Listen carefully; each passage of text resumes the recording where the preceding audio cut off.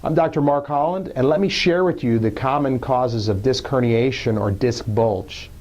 Now, to start, it can occur due to two main types of trauma. One would be minor trauma. Minor trauma is something like maybe you sit in a position too long, or maybe you're doing some sort of simple repetitive thing over time, and that repetitively causes problems. The other is major trauma. What's a major trauma? Maybe a slip, a fall, you got in a car accident.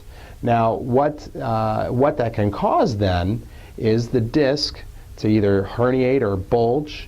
And what happens is, if you would think of it in an analogy form, if you were to cut a tree and you were to look at that tree by looking at it from a side view once it's cut, that tree actually has rings when you cut it. Those are similar to when you're looking at a disc. The disc actually has fibers that go around. They're called annular fibers. And in the middle, just like a jelly donut, the central part of that disc can then move or migrate out away from the center, putting pressure onto the surrounding nerve, or to the nerve that's next to it. So, in other words, that can cause a lot of problems and cause you to feel a lot of things. Now, oftentimes the symptoms that are associated, first off, pain. There's a lot of pain associated with that disc herniation or bulge.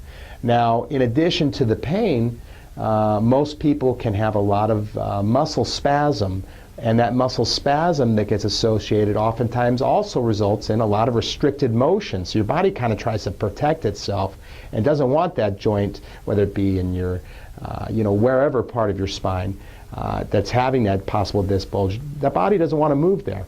Now, in addition, neurologically, you can have symptoms.